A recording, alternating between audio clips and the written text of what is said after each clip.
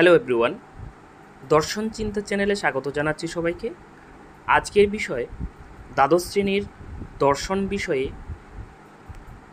যে বচন নামক অধ্যায়টি রয়েছে, সেই বচন থেকে একটি নিরপেক্ষ বচনের গুণ ও পরিমাণ অনুসারে প্রকারভেদ। আমরা এর আগের ভিডিওতে দেখেছি যে একটি নিরপেক্ষ বচনের নানান অংশ হয়, সে অংশগুলোর সঙ্গে আমরা কিন্তু পরিচয় হয়েছি। তো আমরা জানি যে এখানে এটি একটি নিরপেক্ষ বচনের উদাহরণ। এই নিরপেক্ষ বচনের চারটি অংশ আছে, 1, 2, 3, 4। ঠিক আছে, এখানে চারটা অংশ আছে। চারটা অংশের মধ্যে থেকে এই যে অংশটা রয়েছে একে বলা হয় গুণ বা সংযোজক। এই গুণ বা সংযোজক অনুসারে বচন দুভাগে ভাগ করা হবে, নিরপেক্ষ বচনকে দুভাগে ভাগ করা হবে। এবং এই যে রয়েছে পরিমাণ, এই পরিমাণ অনুসারে বচনকে দুভাগে ভাগ করা হবে। দেখে নেওয়া যাক। প্রথমে আছে গুণ অনুসারে। এই যে এটি হচ্ছে গুণ, এই গুণ অনুসারে বচনকে দুভাগে ভাগ করা হয়, যথা সদর্থক বচন আর একটা হচ্ছে নর্থক বচন। সদর্থক মানে হচ্ছে হ্যাঁবাচক যে সমস্ত বচন, আর নর্থক মানে হচ্ছে যে সমস্ত বচন নাবাচক বচন, সেটাকে বলা হয় নর্থক বচন। তাহলে গুণ অনুসারে বচনকে আমরা দুভাগে ভাগ করলাম, একটাকে বলা হয় সদর্থক, একটাকে বলা হয় নর্থক। সদর্থক মানে হচ্ছে হ্যাঁবাচক, আর নর্থক মানে হচ্ছে কি নাবাচক। ঠিক আছে, এবার এই যে রয়েছে পরিমাণ, এই পরিমাণ অনুসারে বচনকে আবার দুভাগে ভাগ করা হয়, যথা সামান্য বচন আর একটা হচ্ছে বিশেষ বচন।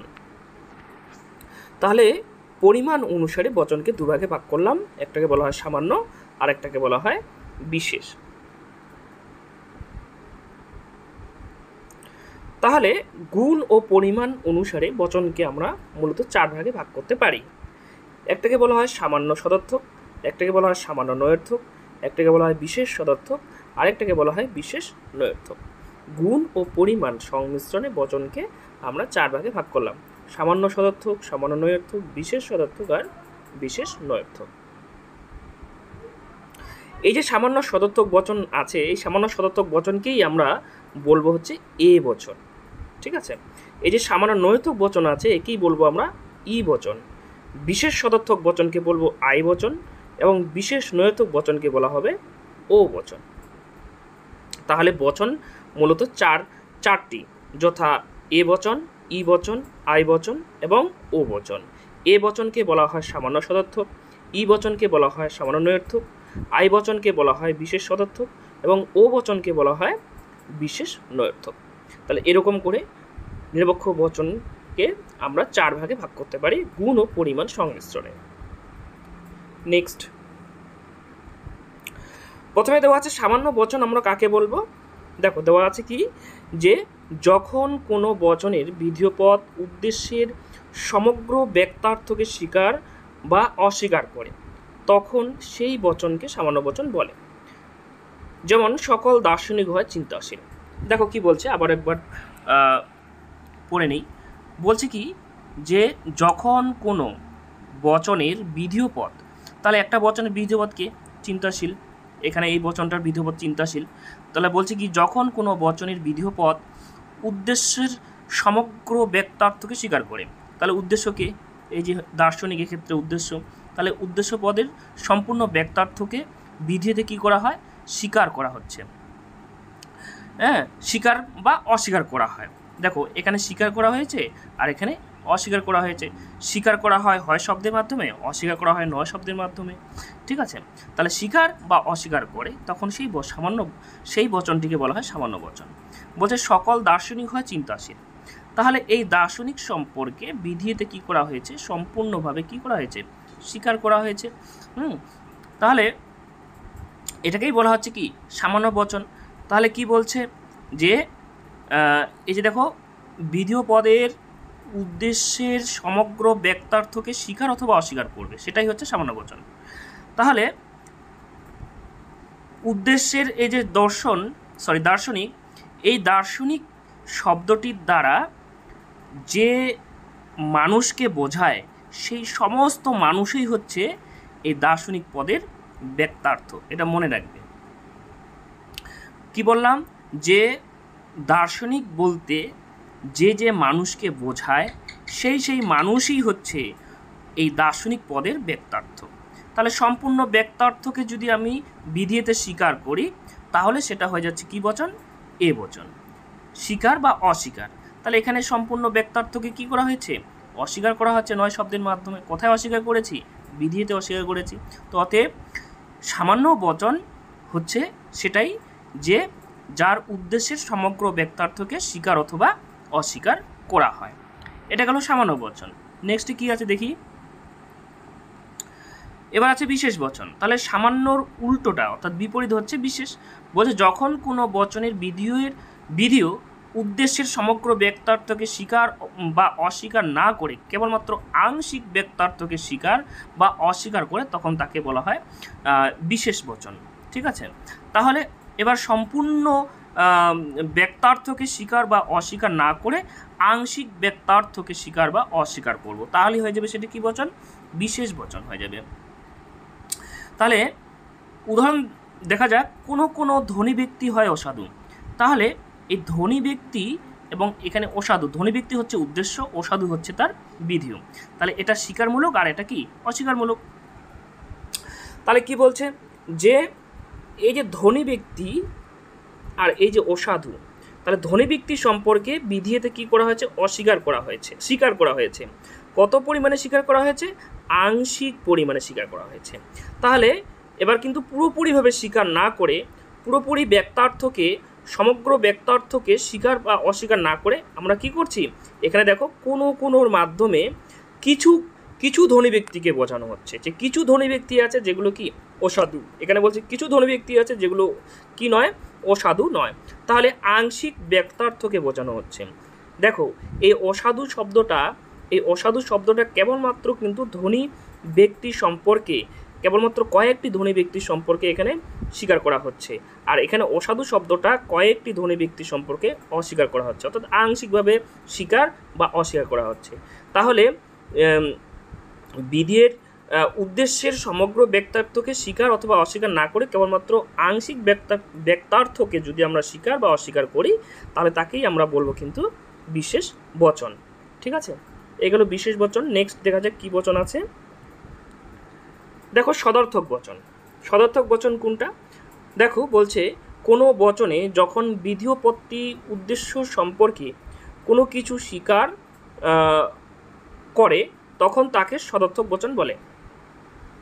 কি বলছে? কোনো বচনে যখন বিধিপত্তি উদ্দেশ্য সম্পর্কে কোনো কিছু স্বীকার করে হবে, এখানে মিস্টেক আছে এখানে। ঠিক আছে, তখন তাকে সদর্থক বচন বলে। বলছে দেখো যেমন কোনো মানুষ হয় স্বার্থপর।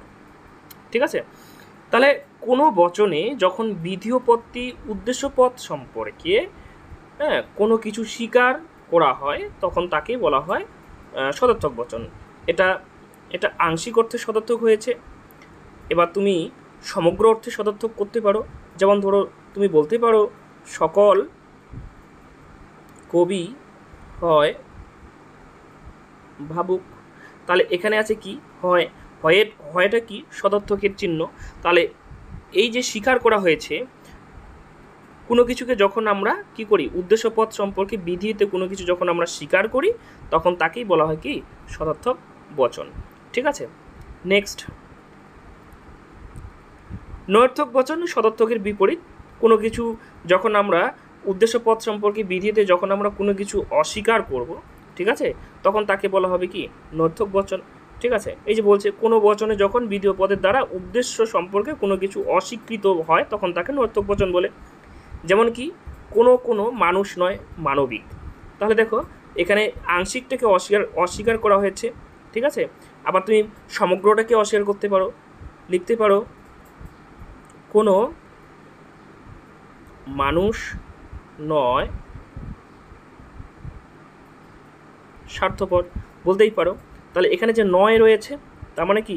তুমি উদ্দেশ্যপদটা সম্পর্কে কিছু অস্বীকার করছো। ঠিক আছে, আচ্ছা, বা সমগ্রটাকে অস্বীকার করছো। তাহলে অস্বীকার করলে সেটা হয়ে যাবে কি? নৈর্থক বচন। নেক্সট সামান্য সদর্থক। তাহলে আমরা এবার পুরোটাই দেখে নেব।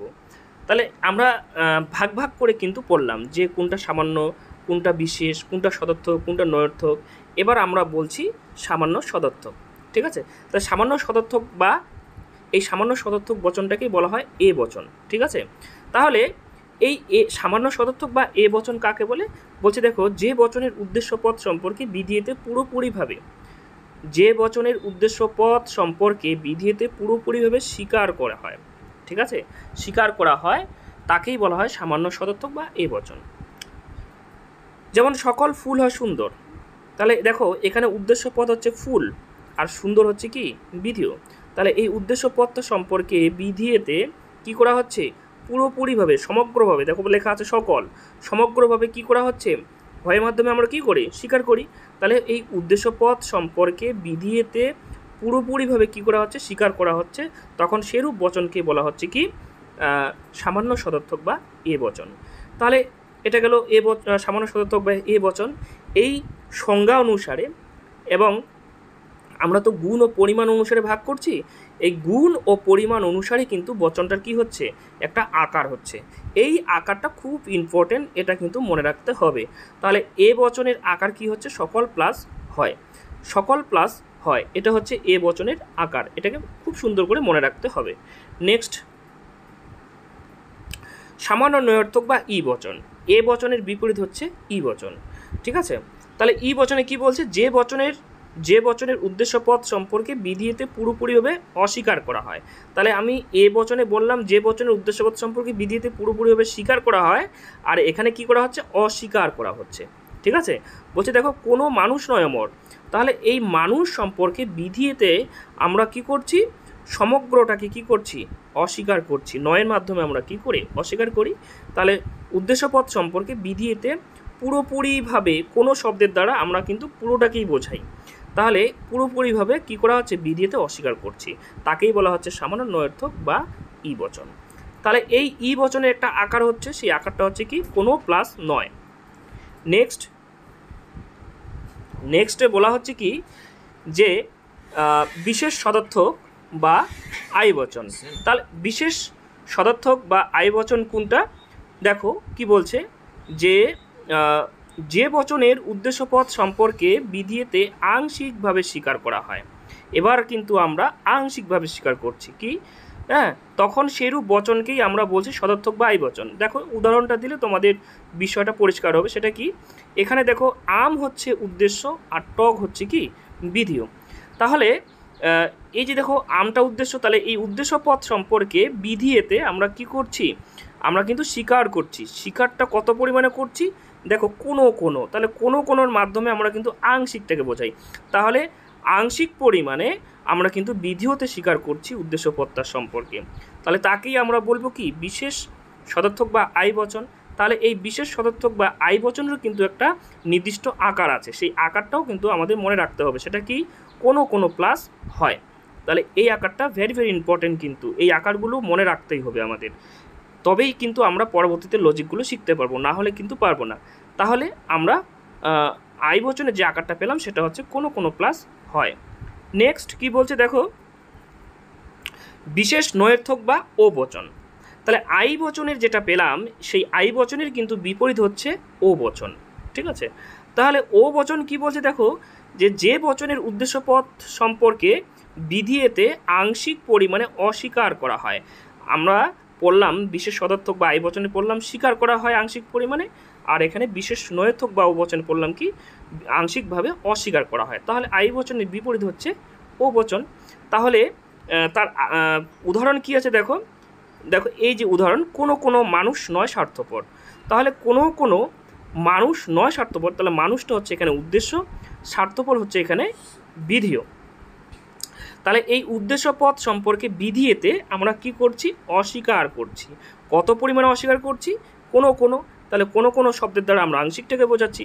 তাহলে আংশিক পরিমাণে উদ্দেশ্য পদ সম্পর্কে বিধিতে আমরা কি করছি? অস্বীকার করছি, তাকেই বলা হচ্ছে কি? বিশেষ নয়ার্থক বা ও বচন। তাহলে এই বিশেষ নয়ার্থক বা ও বচনের একটা নির্দিষ্ট আকার হচ্ছে, সেটা হচ্ছে কোনো প্লাস নয়।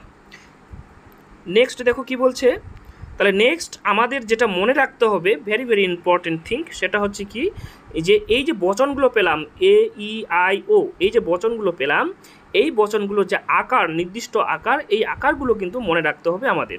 দেখো প্রথমে বলছে এ বচন, এ বচনে তাহলে আকার নির্দিষ্ট করে আকার কি পেলাম, সেটা হচ্ছে সকল প্লাস হয়। তারপরে বলছে ই বচন, ই বচনের নির্দিষ্ট আকার কি, কোনো প্লাস নয়। আই বচন, আই বচনের নির্দিষ্ট আকার হচ্ছে কোনো কোনো প্লাস হয়। ও বচন, ও বচনের নির্দিষ্ট আকার হচ্ছে কোনো কোনো প্লাস নয়। এই যে আকারগুলো পেলাম, এই আকারগুলো খুবই কিন্তু ভেরি ভেরি ইম্পর্টেন্ট, এগুলো মনে রাখতেই হবে, না হলে কিন্তু আমরা লজিক শিখতে পারবো না। তো অতএব আজকের ক্লাসটা কিন্তু খুবই ইম্পর্টেন্ট একটা ক্লাস ছিল, খুব গুরুত্ব সহকারে পড়বে এবং খাতা পেন বের করে নোট ডাউন করে নেবে। তো আজকের ক্লাস এতটুকুই। হ্যাঁ, পরবর্তী ভিডিও পাওয়ার জন্য অবশ্যই অপেক্ষা করো। আস্তে আস্তে সব ভিডিওই তোমরা এখানে এই চ্যানেলে দর্শন চিন্তা চ্যানেলে পেতে থাকবে। আজকের মতো এখানেই।